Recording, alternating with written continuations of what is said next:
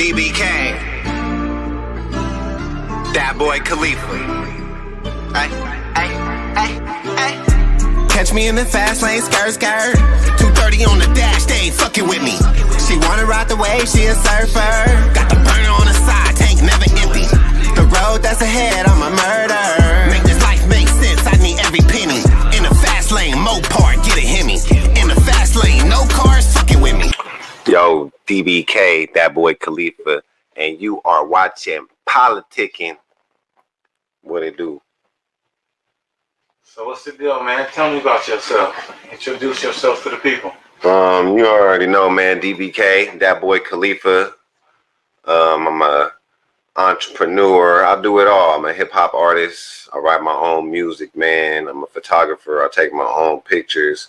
I'm a graphic designer. I do my own cover art for my mixtapes, single covers, logos, customized stickers, all of the above. But most of all, I'm a dad.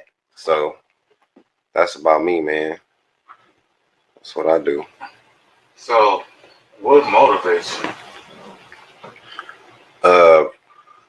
Right now, I have a bunch of different motivations, but right now it's just changing the cycle for my children. So I would like to, that keeps me motivated, knowing that I want something better than what I have for my children, you feel me, as they grow up and experience life. I don't want them to have to go through anything that I have went through. So how do you plan to achieve this? Like what's your plan? Well, you know me, man, I'm out to work. That's all I do, man. I work for everything that I ever tried to pursue. So I'm just keep my foot on the ball, keep my foot on the gas, hand on the ball, and just keep working and keep doing, connecting with different people, and dropping this hot fire music for the people as well, because I'm connecting with a lot of people on Instagram Live. So I'm building my network with them and my network in the streets as well. Hollywood, California, you already know what it is, man. The network is crazy down there on Melrose and all that. So I'm just doing footwork, man. Trying to build, man, and hopefully it'll be there one day. So who is this nigga sitting next to you? This my brother. This my brother right here, man. I'm a quiet one, man. Until something be lit. It's my brother, Lil If, y'all. What's the deal? Exactly. So Dat Boy Kalifa, man, what makes you unique? What makes me unique is I be myself. Like we had previous conversations that before this podcast and before the other one, on a personal tip, like I used to be a real follower, you know, back in the day, you feel me? Like I used to be a follower. So I think what makes me unique today is like I'm truly genuine being myself, like, and can't nobody say nothing about that. I feel it. So what do you think as an artist you could do better or differently?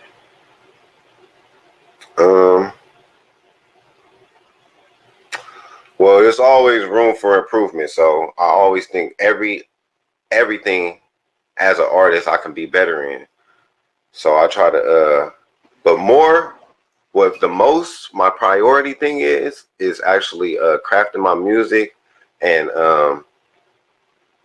building and networking with the industry, man, trying to get people to notice me more. So as far as an artist, do you focus more on the craft or, you know, putting something out and going out and networking and pushing it? And a lot of these artists nowadays, they're so focused on the music that they dropping new 30 songs every 3 months. Right. But they ain't out doing no performances. Yeah. They ain't out networking.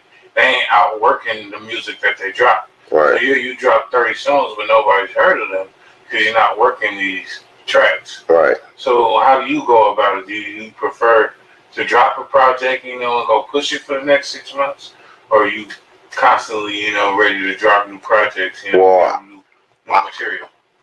I drop singles. How I did it I dropped a bunch of singles before I actually made a body of work.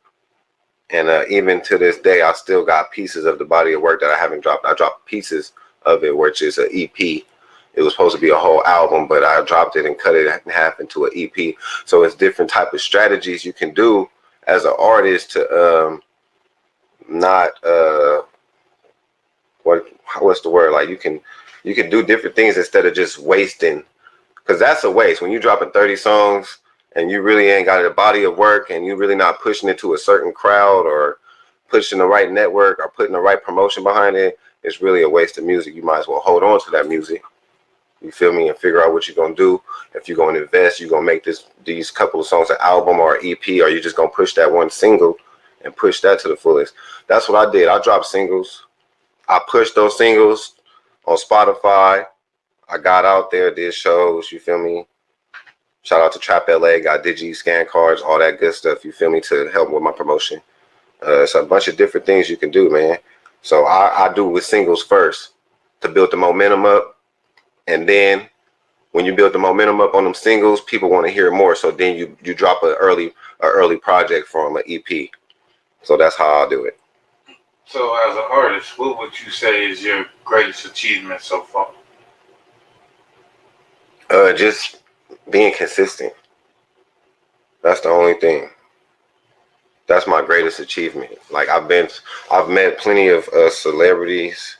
You know, I work for, and I'm affiliated with Big U, my cousin, critically acclaimed, all them and stuff. But just being consistent in the game and continue to put stuff out and continue to love the music. You feel me?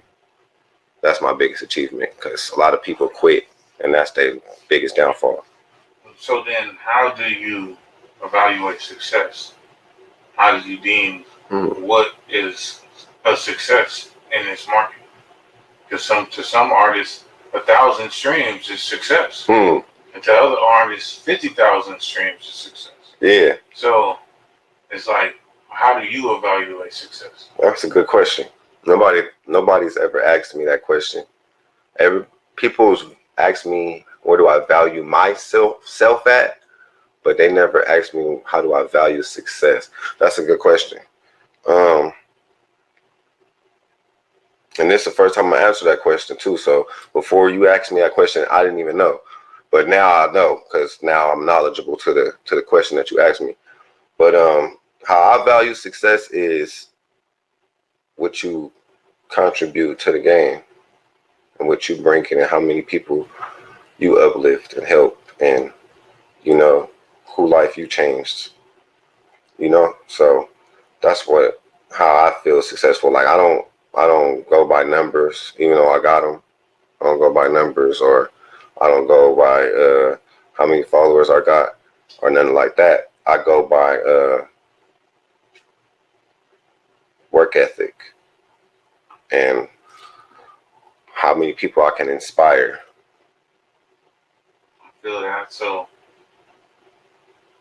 how do you handle the pressure to continue succeeding then? Because if you reach, you know, with some questions, boy. You reach a certain point, and then you turn around and your next project or your next single doesn't have that same trajectory or that same success. Right. Then, how do you react to that? I just be humble, and I'm not gonna say I don't get discouraged. I don't get upset.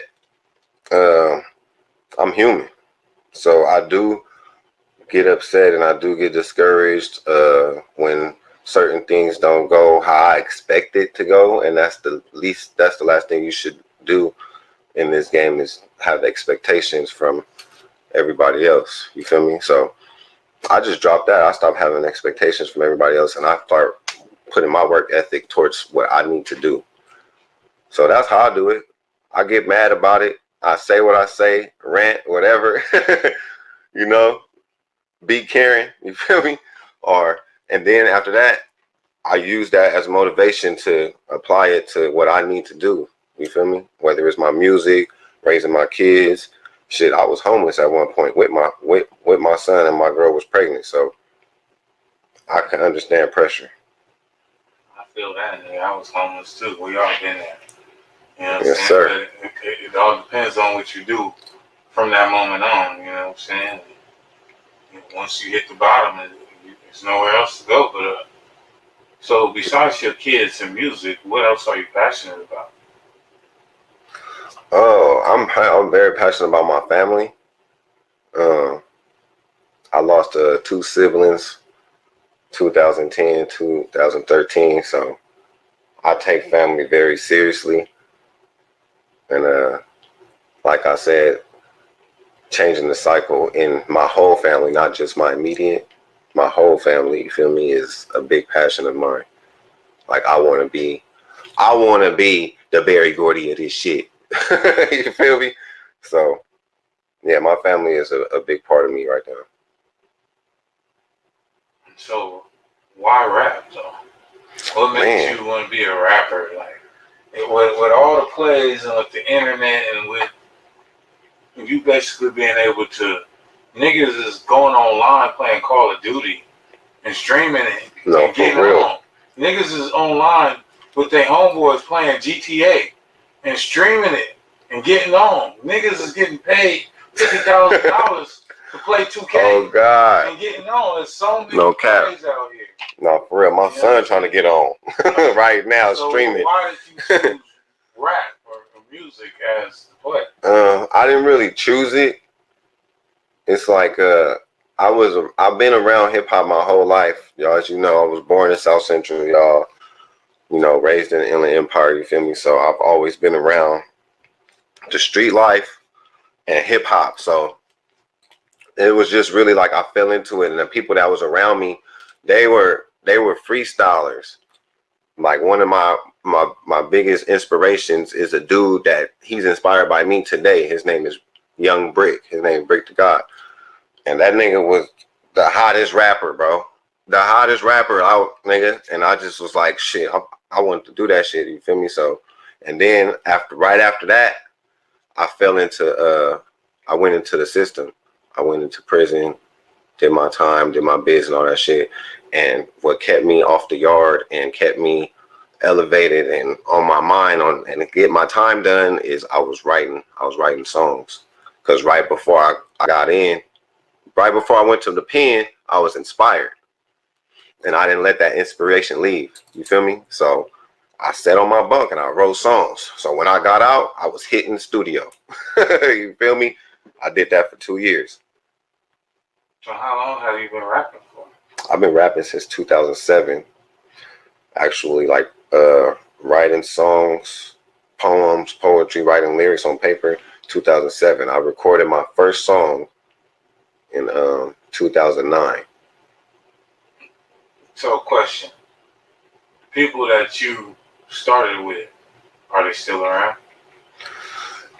They not around like that, but I still got in contact with them.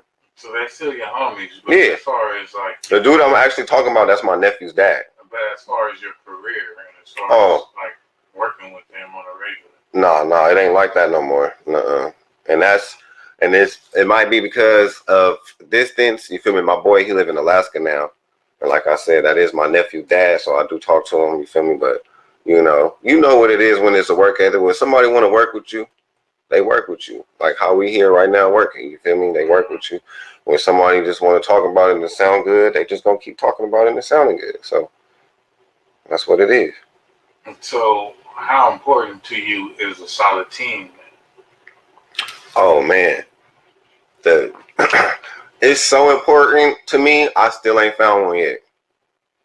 That's how important to me it is because I do everything by myself.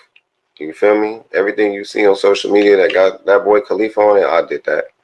You feel me? So if I can get people on the same mind state, and I know everybody has their own entity, everybody got their own plans and their own agenda. You feel me? I don't want to take that from nobody, so I don't force nobody to be a part of my team. When they see the vision and they want to be a part of that vision and they like, okay, maybe I can help myself by helping him help me. And that's just what it is. You feel me? It ain't nobody trying to get over on nobody. Nobody trying to beat somebody to the punch to success. It's just everybody has the same agenda. We building a team and we have the same goal. Whether it's your goal is you want to be a head podcast, the first podcast, #1 podcast in the country, or if you want to be the top artist on the #1 billboard, or if you want to be the top photographer and you want to work for Revolt one day, you feel me? We still can be a team, you feel me? And work our way up. All I got to do is be the artist. Like I said, like I told somebody, everybody can't be the quarterback. So that's exactly what we do over here at PolitiKan. We're a collaborative group. Politicking is just really a phrase that I got from watching Stephen A. Smith on ESPN. Okay.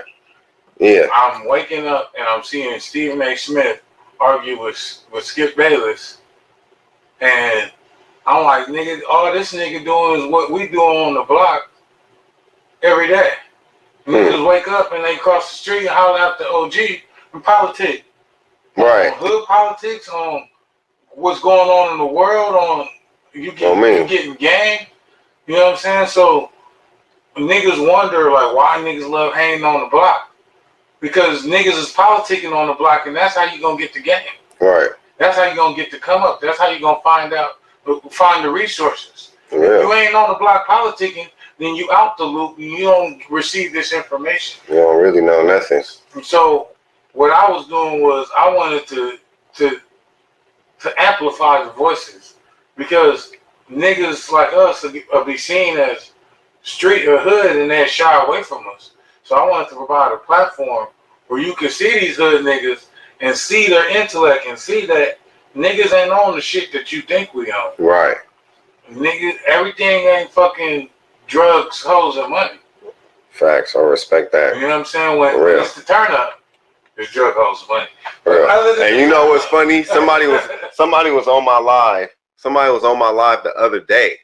And they was like, so what do you rap about? Drugs, money, and bitches all day?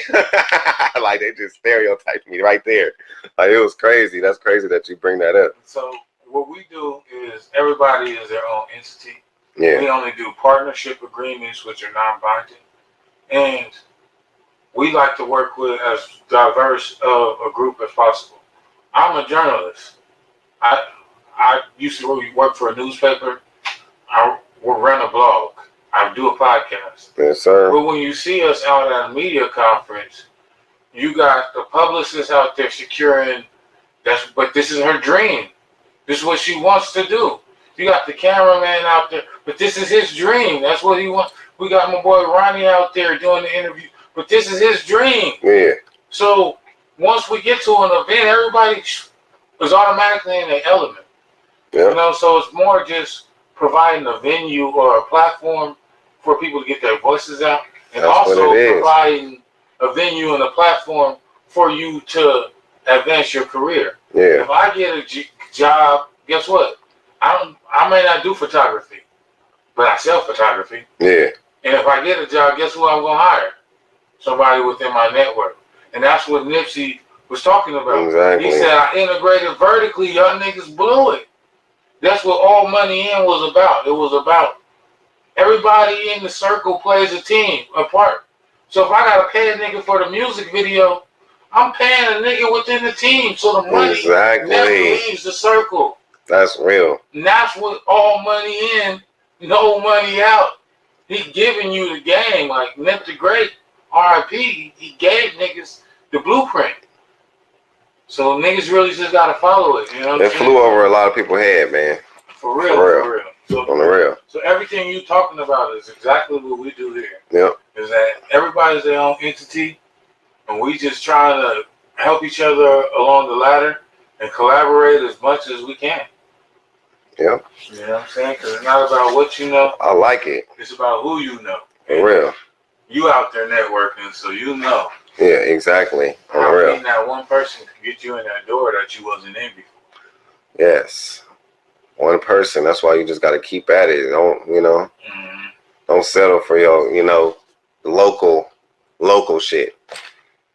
A lot of local artists, they settle for local shit. You feel me? And that's what I ain't gonna do. So what do you like least about working in the industry?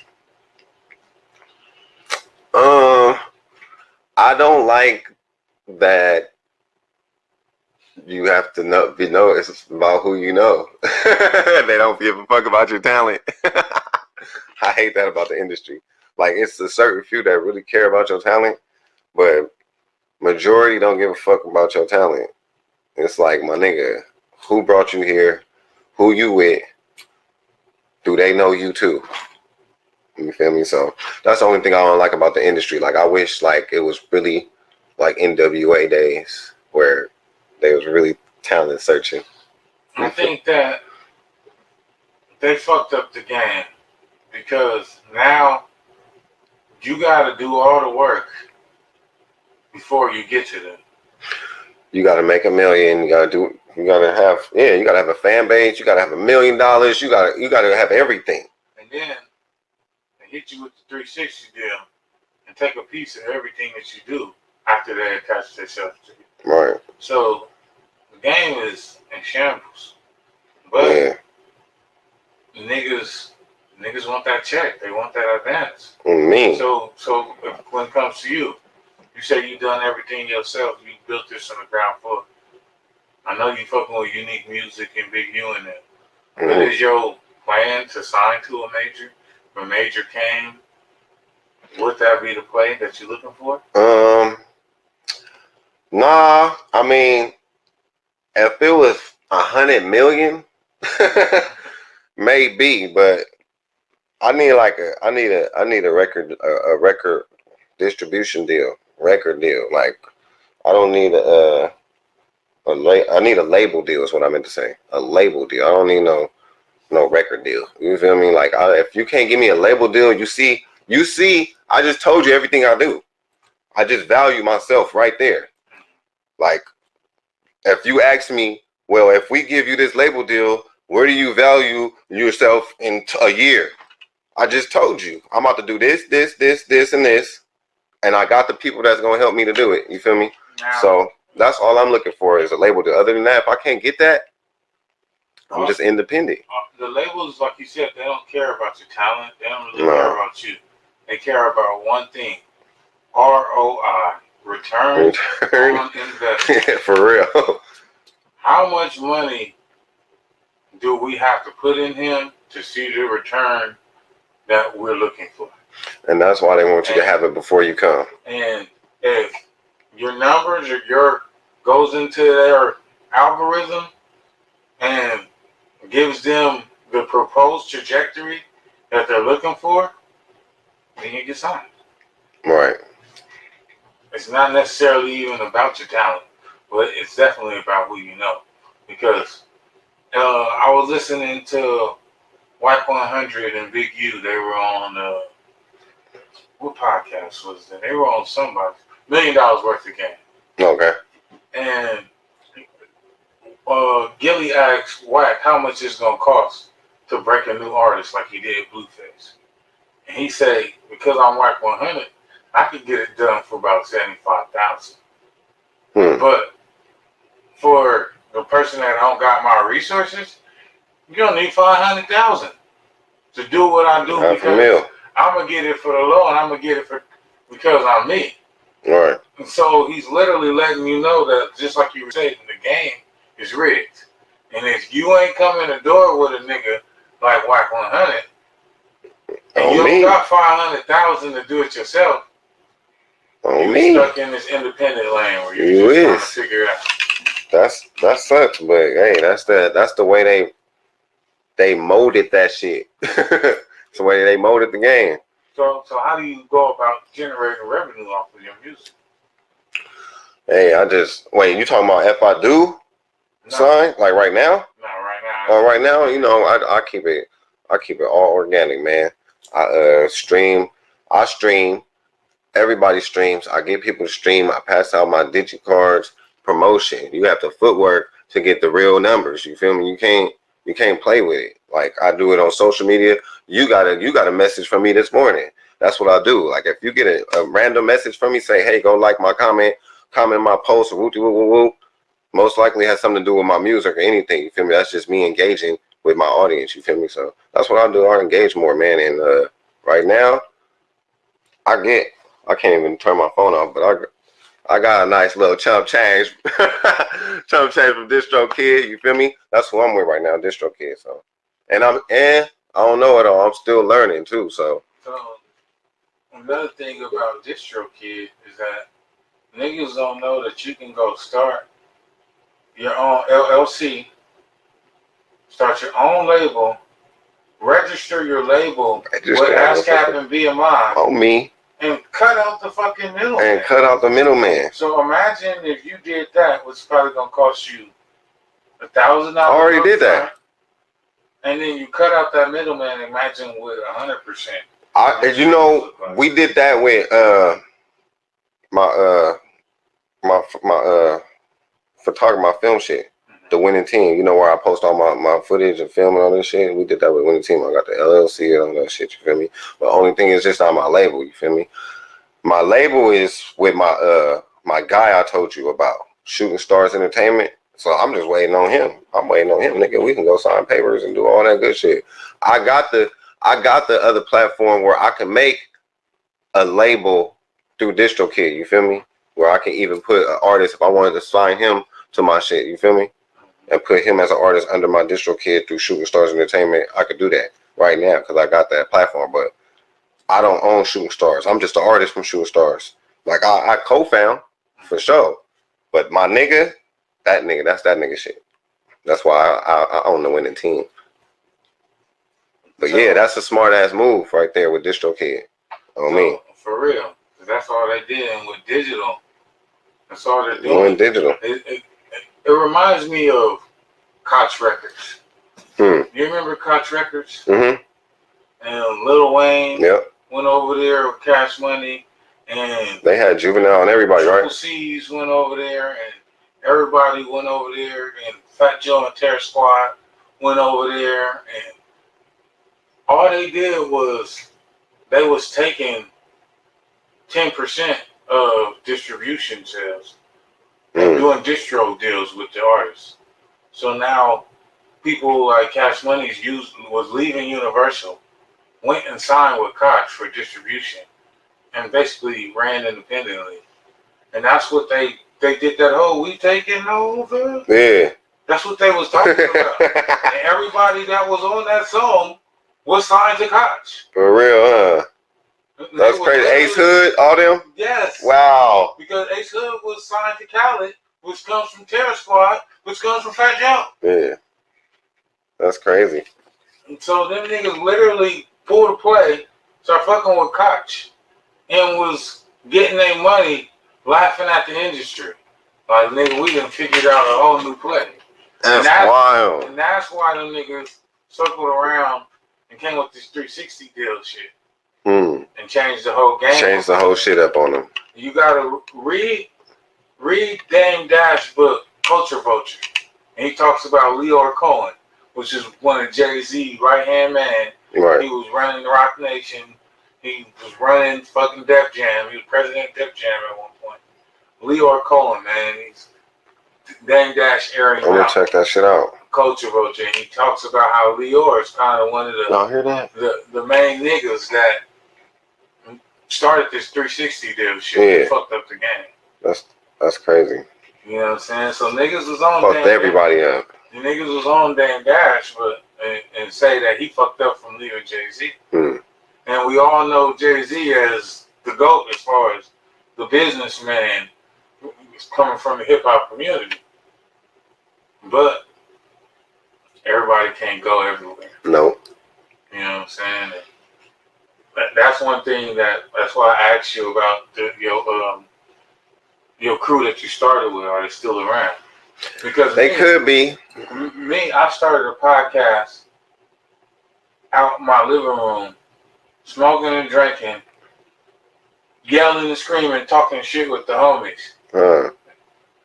We started listening to music at the beginning, just kind of, we was like $1 million worth of game, but it was 4 or 5 of us. Right. But we wasn't interviewing, we was just debating and arguing at a round table sitting in my living room in my apartment.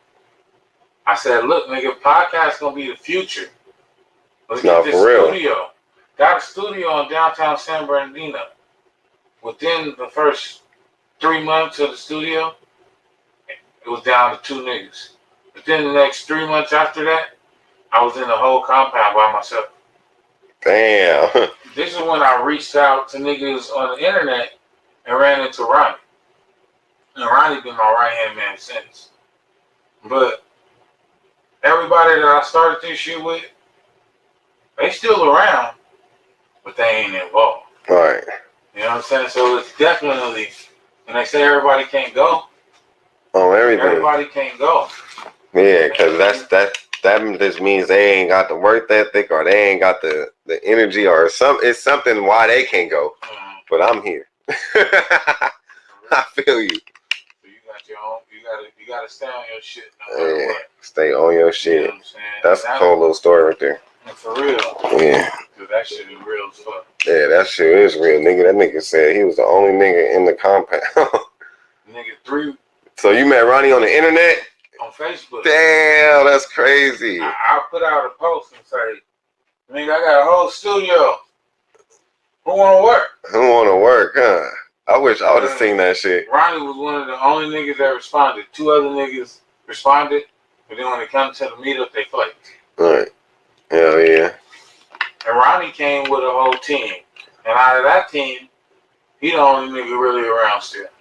Right. You know what I'm saying? So, Hell yeah. like you said, man, That's how it be. you gotta really spend your time and effort finding that solid team. Yes, sir. Because you can't do it yourself, bro.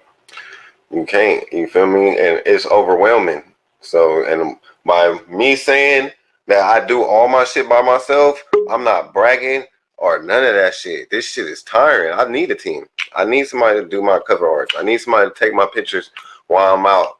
I need somebody to record me, my nigga, and just believe in my music without, you know, I understand it's studio time, but I need an engineer that want to actually help my craft instead of just taking my money and engineering. Just plugging you in. Just plugging you in, recording, and bouncing it out, and that's it. I don't like that. You feel me? I need a nigga that's gonna actually be like, nah, bro, do that over. I don't like the way that sound.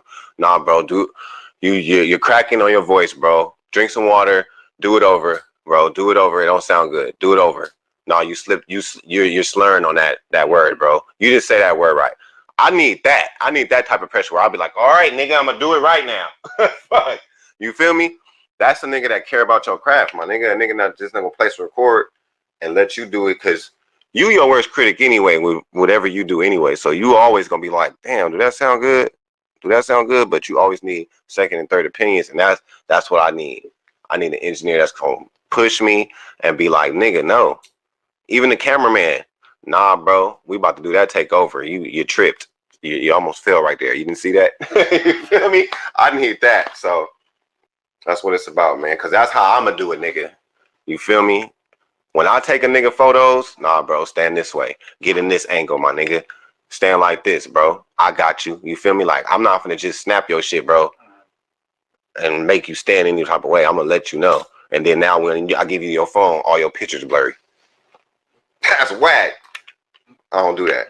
You feel me? If niggas don't do it with love, don't do it at all. Don't do it at all. That's real. That's some real shit. That's real. So one thing, I went through this process. It's called self-actualization. Mm-hmm. And what it is just looking at every major decision in your life and removing everybody else out the equation and only dealing with how you dealt with it, how you felt, and what you can do better. Mm. And during this process, I ran into a question: define yourself in one word. And that shit was powerful to me. So if you could define yourself right now in one word, what would that one word be?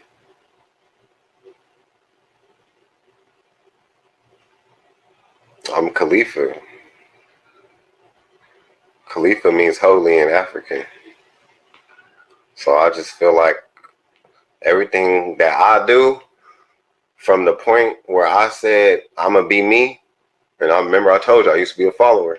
So from that point where I said I'm gonna just be me, I felt like that was the purest me ever, and that's why, like I said, Khalifa means holy. Holy is pure. You feel me? So all falls back to just being me. Exactly. So let's get some shout outs before we get up out of here. Oh, you already know. Shout out to the PolitiKan crew, man. Shout out to my boy Ron at H&S, man. Shout out to Critically Acclaimed, Unique Music, TMG Films. You already know, man. Shout out my bro Lil If. You already know. Frostbite Cola, man. You already know. Shout out Thanks Sinatra. I know y'all don't know who that is. You feel me? But that's my nigga. You already know what it is, man. And my family. My girl, man, my #1 supporter, man. She do everything.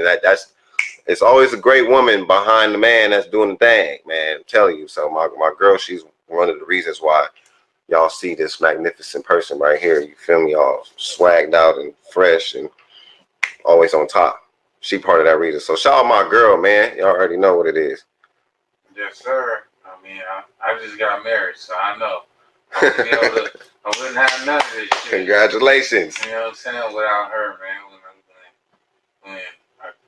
It's crazy because when I first got with her, within the first month, I was homeless. And That's what's up. And this was the first month of the relationship. And she stuck by me. That's what's up. You know what I'm saying? So when you find that real one, definitely make sure you hold her down the way she holds you down. Facts. But, PolitiKan the podcast, man. Be back again Wednesdays at 8 p.m. And we out of here, man. Tap in. Yeah.